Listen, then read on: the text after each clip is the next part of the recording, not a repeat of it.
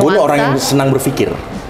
Entah itu overthinking atau overdreaming. Sekeren-kerennya orang, semapan-mapannya orang, ketika dia hidup sendiri itu pasti ada rasa kesepian ternyata. Saya baru rilis album judulnya 40. Aku mau nanya sekarang soal Pasto. Pasto itu sebenarnya berawal dengan nama Antero Black. 2002 akhir kita ketemu Glenn. Kalian keluar dari Antero bagus, ikut gua aja.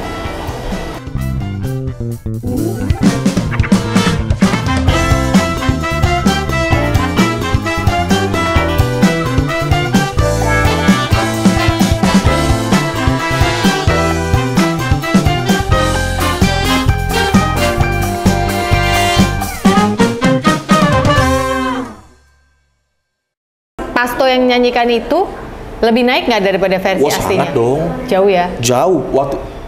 Waktu itu Pasto itu lumayan pencapaian yang luar biasa banget sih. 4 juta download RBT. Dalam waktu 2 bulan atau 3 bulan gitu. Itu spektakuler banget waktu itu. Lu ngerasain nggak hasil RBT berarti? Lumayan lah, lumayan. Ringback tone buat yang berusaha mengingat apa sih RBT? Ringback tone. Dan buat Gen Z juga mungkin nggak paham ringback tone itu. Jadi ringback tone itu nada sambung pribadi di. Iya, jadi kalau kita ditelepon orang, gitu. Bukan bunyi tutut tapi bunyi lagu. Iya.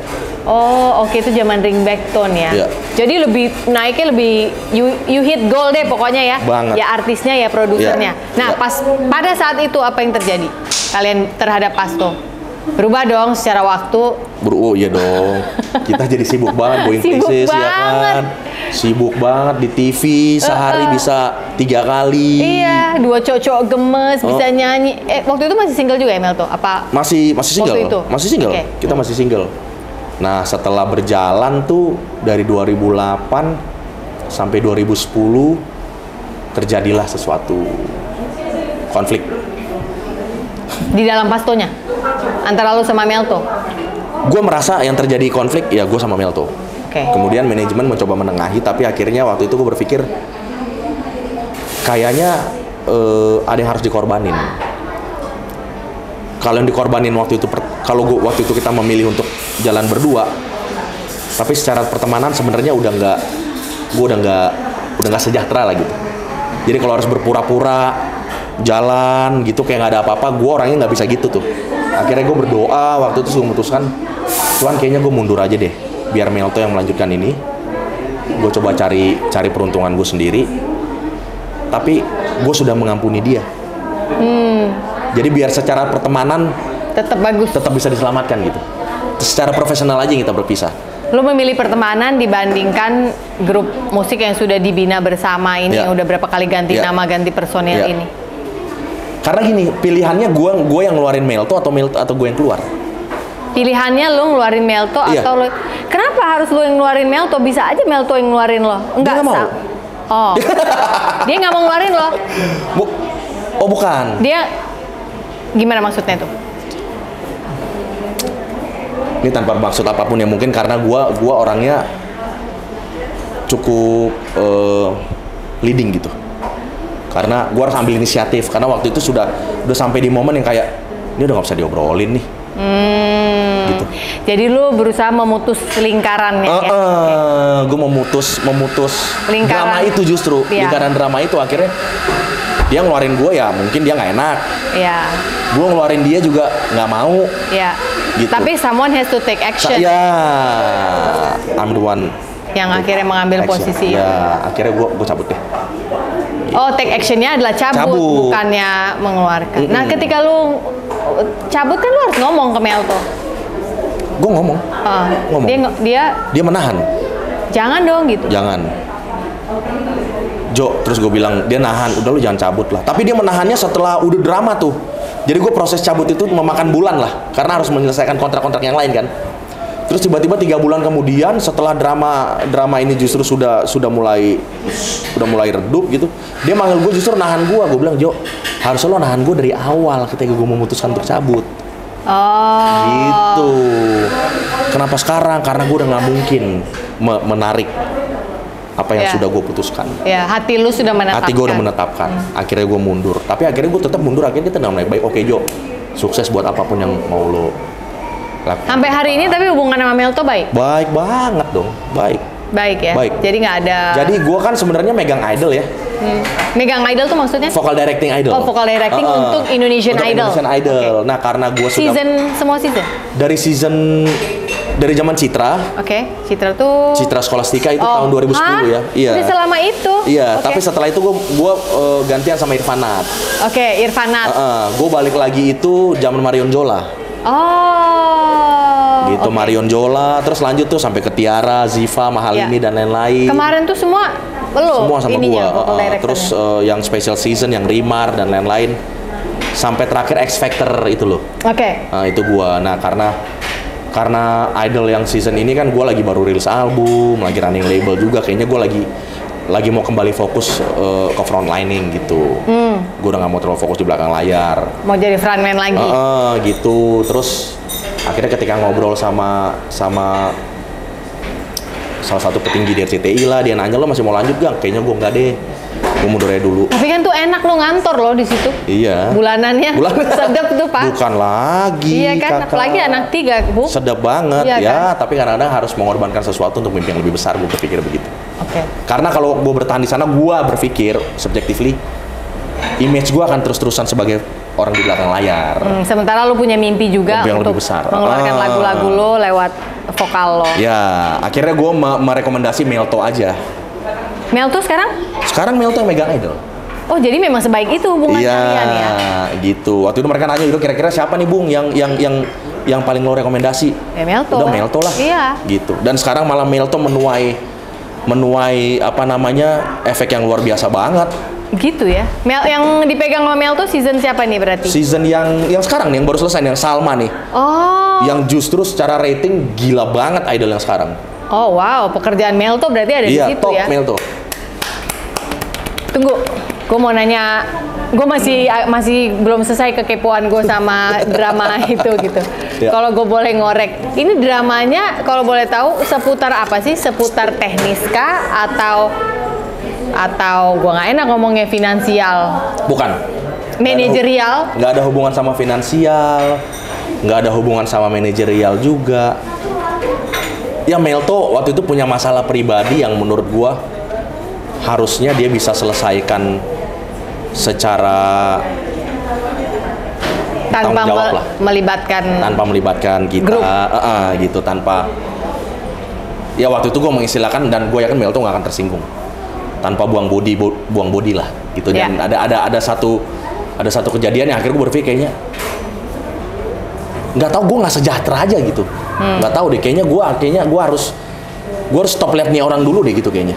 Oh, gitu, oke. Musimnya selesai dulu nih, harus beres dulu nih, dan kayaknya,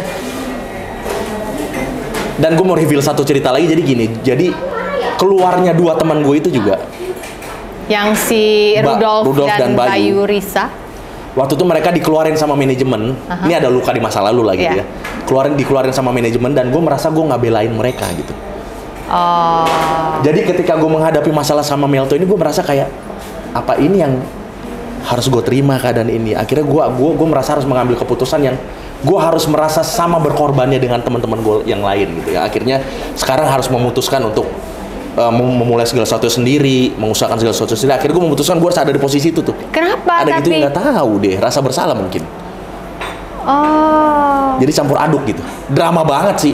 Jadi Ambon ini tampak serem, tapi sebenarnya drama. Tapi drama Hello Kitty. Drama Hello Kitty. Jadi memang ya kami ya segitunya gitu. Jadi ketika ketemu mereka tuh gue jadi pede.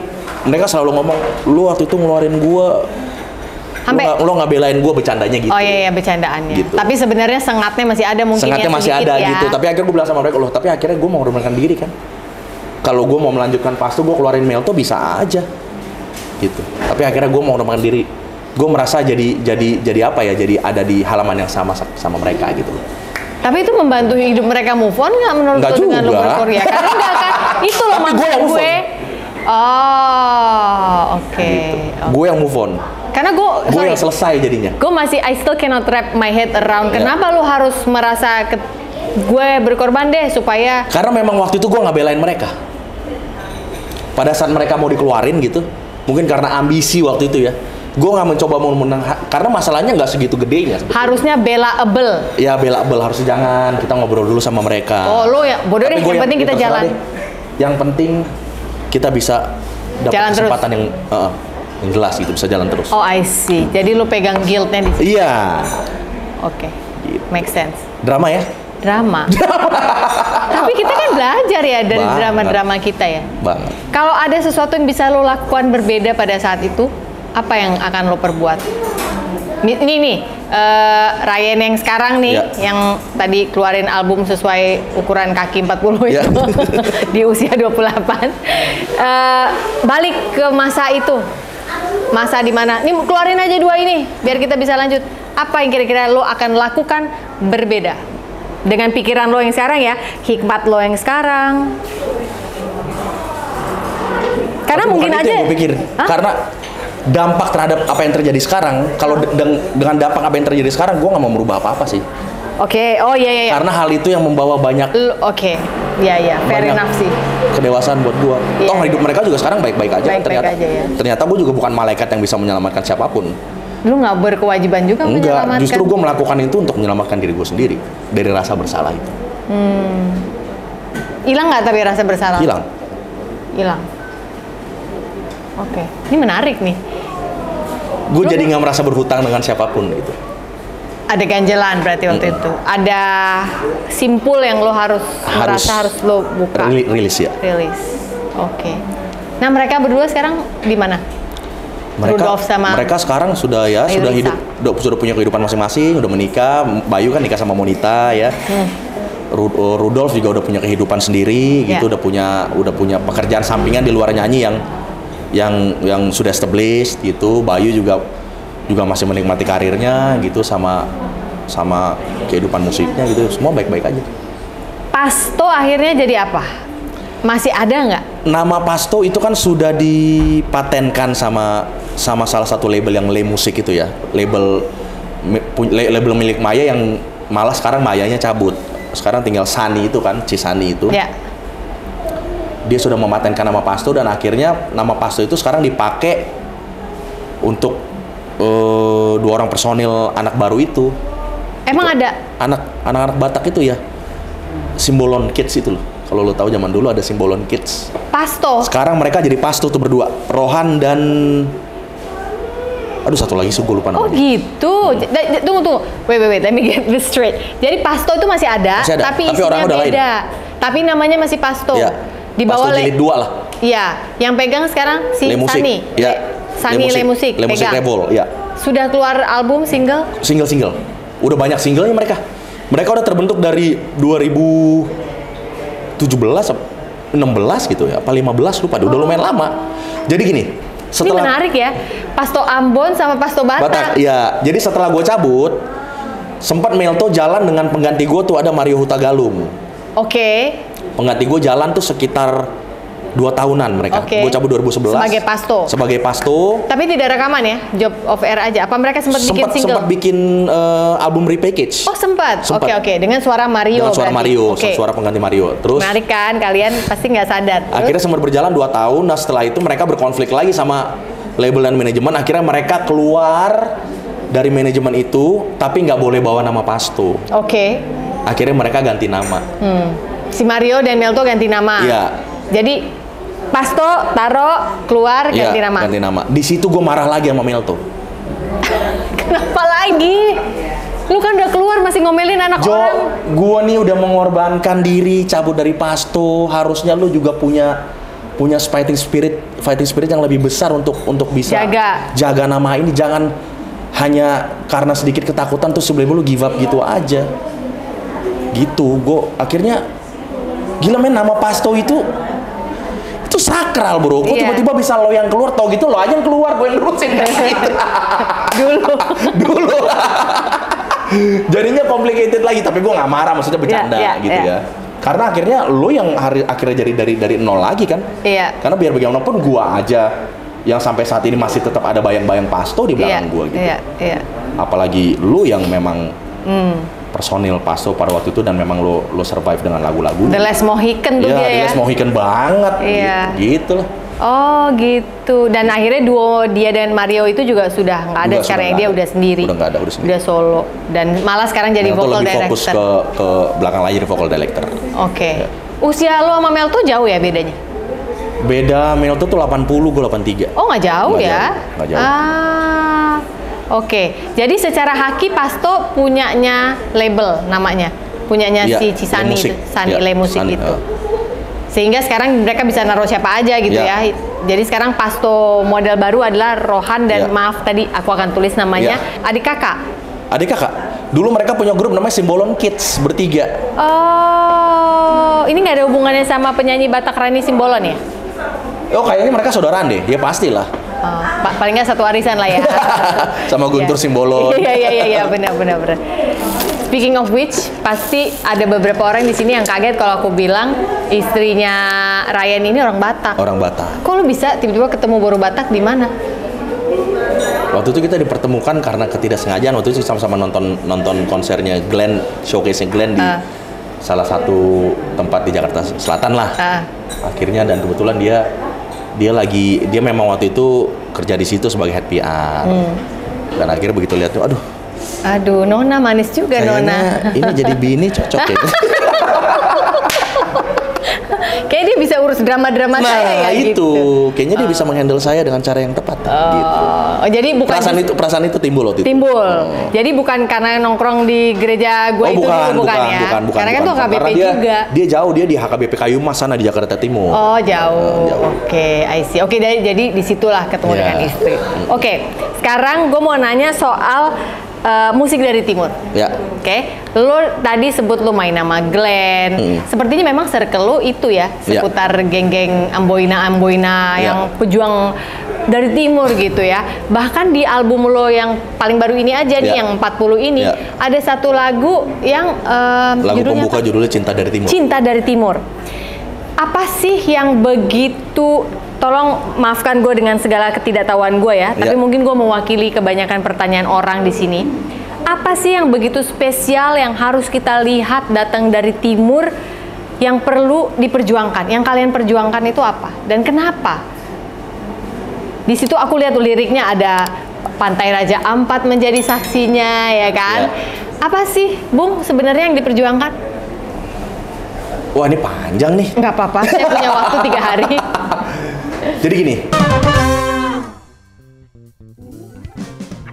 Apa sih yang begitu spesial yang harus kita lihat datang dari timur yang perlu diperjuangkan? Yang kalian perjuangkan itu apa? Gue menjadi begitu menjiwa ini setelah ngobrol sama Glenn Fredly. Glenn Fredly nungguin gue dari jam 8 sampai jam 11 malam. Gue bilang, ini ada apa? Jangan sampai nanti ada statement, lo sok ke Glenn-Glennan. Lo mencuri panggung Glenn Fredly. Glenn, ya. Ada yang ngomong gitu? Oh iya. Ketika segala sesuatu dilakukan dengan hati yang tulus, hati yang benar, gue yakin pasti akan ada buktinya. Ryan Pono sampai hari ini nggak gimana-gimana banget menurut gue, tapi Tuhan sampai hari ini nggak pernah meninggalkan gue. Nggak ada apapun selain musik ternyata yang bisa gue olah terus dalam hidup lo. Iya.